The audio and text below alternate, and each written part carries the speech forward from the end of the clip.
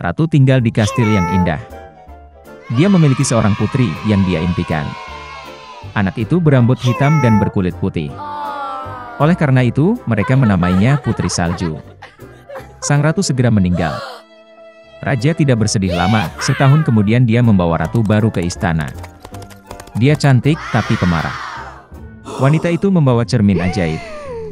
Setiap hari dia mengagumi bayangannya di dalam dirinya dan menanyakan pertanyaan yang sama, siapa yang paling cantik di dunia? Cermin selalu mengatakan yang sebenarnya. Karena itu, dengan jujur memuji kecantikan ratu, dan wanita itu berseri-seri dengan kebahagiaan. Putri Salju tumbuh, dan setiap tahun kecantikannya berkembang lebih cerah. Dan sekarang, sekali lagi, berbicara ke cermin, ratu mendengar sebagai jawaban bahwa sekarang dia bukan yang tercantik di dunia, tetapi Putri Salju. Ratu tidak akan menanggung ini di istananya sendiri. Dia memerintahkan pelayannya yang setia untuk memimpin sang putri ke semak belukar yang tidak bisa ditembus dan membunuh. Tetapi pelayan itu tidak bisa, bahkan demi ratu, membunuh gadis manis itu. Dia membawa sang putri ke dalam hutan yang gelap dan membiarkannya pergi. Dan dia sendiri kembali ke kastil dan memberitahu ratu bahwa dia telah mengikuti perintahnya. Untuk waktu yang lama, sang putri mengembara di hutan, di sepanjang jalan dia dibantu oleh semua jenis penghuni hutan. Putri Salju sangat baik kepada mereka, dan karena itu mereka menjadi teman yang kuat. Menjelang malam, sang putri secara tidak sengaja menemukan sebuah rumah kecil. Dia masuk ke dalamnya dan melihat bahwa tidak ada seorang pun di rumah itu. Meja itu disiapkan untuk 7 orang, dan ada 7 dipan di kamar tidur. Dan semua yang ada di rumah ini sangat kecil. Oleh karena itu, Putri Salju menyadari bahwa 7 orang kecil tinggal di sini. Setelah perjalanan yang panjang dan sulit, dia berbaring di salah satu tempat tidur dan tertidur lelap. 7 kurcaci pulang larut malam. Mereka sangat terkejut dengan kemunculan tamu yang tak terduga. Putri Salju tidur begitu menawan sehingga para kurcaci memutuskan untuk membiarkannya tidur, dan tidak membangunkannya. Pagi telah tiba. Putri Salju terbangun, melihat 7 kurcaci dan ketakutan. Tapi mereka menyayanginya, dan gadis itu bercerita tentang masalahnya. Mereka segera menyukai Putri Salju, dan para kurcaci mengundangnya untuk tinggal bersama mereka. Selain itu, dia setuju untuk mengurus rumah, memasak, mencuci, dan membersihkan. Setiap pagi para gnome pergi ke pegunungan untuk menambang emas dan batu mulia, dan kembali larut malam. Berangkat kerja, mereka memperingatkan Putri Salju agar dia takut pada ibu tiri yang jahat dan tidak membuka pintu untuk orang asing. Pada saat ini, Ratu, seperti biasa, pergi ke ruang rahasia untuk berbicara dengan cermin ajaib. Tapi cermin tiba-tiba berkata bahwa dia bukanlah yang tercantik di dunia, tapi Putri Salju. Bahwa sang putri masih hidup, dan tinggal bersama para gnome di rumah. Ratu menjadi sangat marah, dan memutuskan untuk berurusan dengan Putri Salju sendiri. Dia pergi ke ruang rahasia dan memasak apel beracun di sana. Sangat indah di luar, tetapi jika seseorang makan bahkan sepotong, dia pasti akan mati. Ketika apel sudah siap, Ratu berubah menjadi pedagang tua dan datang ke rumah para kurcaci. Melihat wanita tua yang manis itu, Putri Salju merasa kasihan padanya. Dia tidak curiga dan meninggalkan rumah.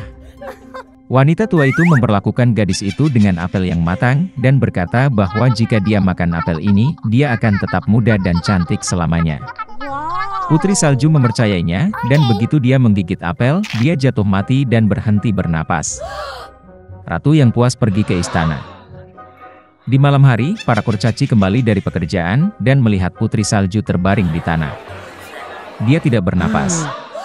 Mereka terisak-isak begitu keras dan meratap hingga teriakan mereka didengar oleh pangeran tampan itu, yang sedang berburu di hutan di dekatnya. Menarik baginya, lolongan macam apa yang muncul yang membuat takut semua hewan. Dan ketika pangeran menemukan rumah para kurcaci, dia melihat Putri Salju.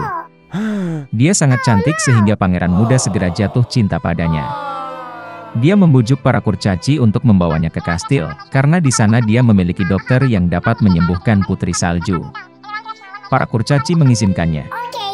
Kemudian pangeran memerintahkan para pelayannya untuk menggendong sang putri di pundak mereka. Dan ketika mereka menggendongnya, kebetulan para pelayan tersandung pada semak, dan dari gegar otak sepotong apel beracun jatuh dari mulut Putri Salju, dan dia bangun. Melihat pangeran muda, gadis itu pun jatuh cinta padanya dan setuju untuk menikah dengannya. Mereka juga mengundang ibu tiri jahat mereka ke pesta pernikahan. Karena marah karena Putri Salju masih hidup, dan sekarang umur panjang dan bahagia menunggunya, Ratu memecahkan cermin ajaib dan tidak pernah melihatnya lagi. Di bagian laut yang paling dalam berdiri Istana Raja Laut, dan dia memiliki 6 anak perempuan. Mereka bermain di taman sepanjang hari. Berbeda dengan putri lainnya, yang bungsu pendiam dan merenung. Dan namanya adalah The Little Mermaid. Yang terpenting, dia suka mendengarkan cerita tentang dunia orang. Secara tradisional, Putri Duyung hanya bisa muncul ke permukaan untuk pertama kalinya pada ulang tahun ke-16-nya. Dan sekarang saatnya melihat negeri dan putri bungsu.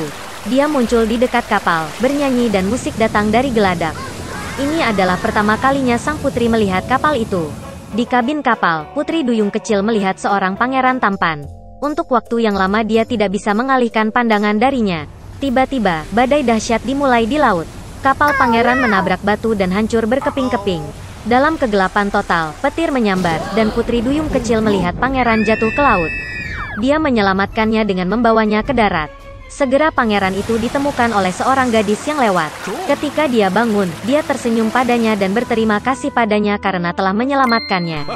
Putri Duyung kecil menjadi sedih karena sang pangeran bahkan tidak tahu tentang keberadaannya. Dia menyelam ke dalam air dan berenang menjauh. Dari cerita ayahnya tentang orang-orang, Putri Duyung kecil mengetahui bahwa mereka menganggap ekor ikan Putri Duyung itu jelek. Oleh karena itu, untuk menyenangkan seseorang, seseorang harus memperoleh 2 kaki. Keesokan harinya, Putri Duyung kecil pergi ke penyihir laut. Penyihir itu setuju untuk membuatkan ramuan untuknya yang akan mengubah ekor ikan menjadi sepasang kaki yang ramping. Kiprah sang putri akan anggun, tetapi setiap langkah yang diambilnya akan membawa rasa sakit yang tak tertahankan. Dan jika pangeran menikah dengan yang lain, Putri Duyung kecil akan berubah menjadi buih laut. Sebagai gantinya, penyihir itu ingin mengambil suaranya yang indah dari gadis itu. Sang putri siap untuk apapun untuk dekat dengan pangeran, dan dia setuju. Setelah berlayar ke istana pangeran di malam hari, Putri Duyung kecil meminum minuman ajaib. Rasa sakit yang tajam melanda dirinya dan dia pingsan. Bangun di sore hari, gadis itu melihat pangeran di depannya, dan menurunkan matanya, menemukan 2 kaki sebagai pengganti ekor ikan. Pangeran mencoba mencari tahu siapa dia dan bagaimana dia bisa sampai di sini, tetapi Putri Duyung kecil tidak dapat berbicara. Meskipun gaya berjalannya yang lapang dan tariannya yang indah, dia merasakan sakit yang luar biasa di kakinya. Sang pangeran semakin terikat pada Putri Duyung kecil, tetapi tetap memperlakukannya seperti anak kecil yang lucu. Tidak pernah terlintas dalam benaknya untuk menjadikan dia istrinya. Suatu ketika pangeran mengakui bahwa hatinya ditempati oleh orang yang telah menyelamatkannya sejak lama di pantai, dan mereka akan menikah. Putri Duyung kecil itu sangat kesal, tetapi tidak bisa mengatakan yang sebenarnya. Ketika tiba waktunya untuk pernikahan, pangeran mengundang Putri Duyung kecil untuk pergi bersama pengantin baru dalam perjalanan bulan madu. Tenda bulan madu mewah tersebar di dek kapal. Putri Duyung kecil memiliki 1 malam terakhir untuk bersama orang yang dia tinggalkan rumahnya, memberikan suaranya yang indah dan menanggung siksaan tanpa akhir setiap hari. Tapi dia bahkan tidak menyadarinya. Ketika keheningan terjadi di kapal, Putri Duyung kecil duduk di geladak dan menunggu sinar matahari pertama. Tiba-tiba, di dekat kapal, dia melihat saudara perempuannya. Mereka dengan air mata meminta penyihir untuk membantu menyelamatkan sang putri dari kematian. Penyihir itu memberi mereka pisau tajam, yang akan digunakan Putri Duyung kecil untuk menembus hati pangeran. Setetes darahnya akan mengubah kakinya menjadi ekor, dan dia bisa kembali ke laut. Putri Duyung kecil melihat ke dalam tenda, dan melihat ada sepasang kekasih yang sedang tidur. Dia tidak menemukan kekuatan untuk mengambil nyawa pangeran, dan melemparkan belati ke laut. Dengan kesedihan, Putri Duyung kecil menceburkan diri ke dalam air. Tapi kebaikan sang putri meluluhkan hati penyihir jahat itu. Penyihir itu membatalkan mantranya, dan Putri Duyung kecil lagi-lagi memiliki ekor ikan, bukan kaki manusia.